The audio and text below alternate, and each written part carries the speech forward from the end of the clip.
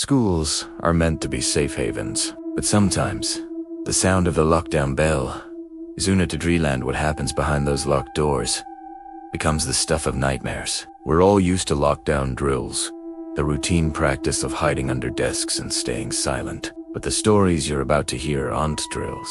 They were sent in by students and teachers who lived through something truly terrifying.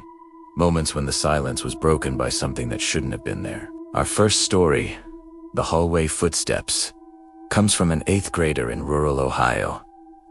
It was a normal winter afternoon, with snow just starting to blanket the world outside.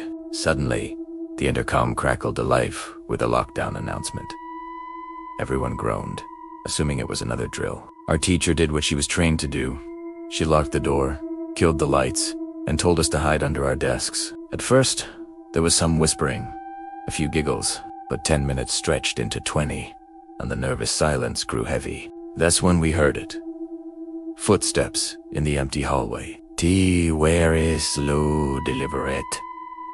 Thump, thump, thump. They got closer and closer until they stopped right outside our door. The handle jiggled.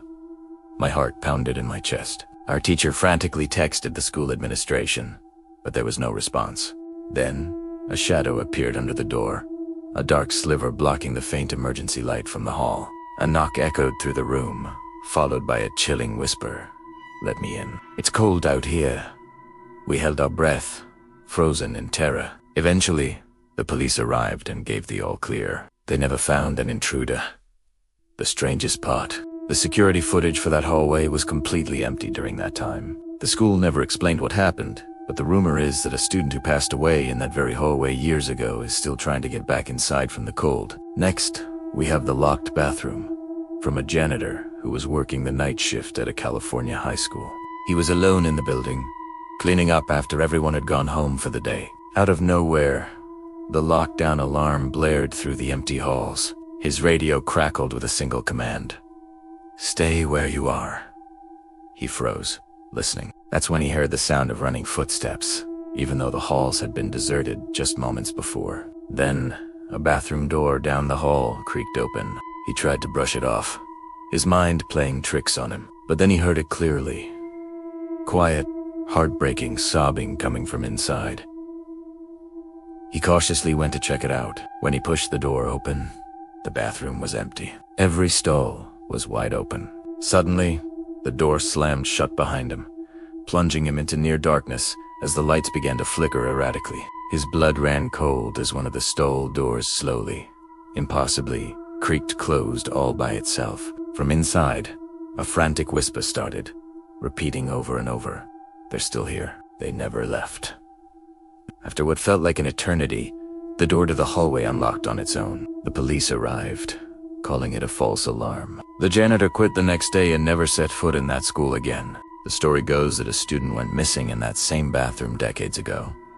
It's been sealed off ever since. Our final story, The Intercom, comes from a 5th grade teacher in Florida. She was in her classroom early one morning, prepping for the day before any students had arrived.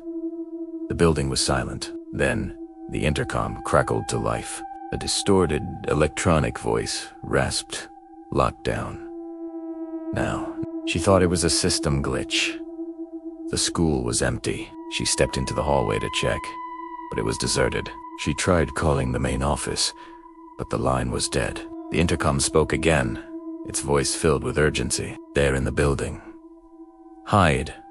Her heart skipped a beat. She glanced at her classroom window into the courtyard and saw a dark, motionless figure standing by the flagpole. In that instant, every single door in the hallway slammed shut at once with a deafening bang. Trapped in her classroom, the lights flickered and the computers on the student desks all powered on by themselves, their screens glowing in the dim room. She looked back out the window. The figure was gone from the courtyard.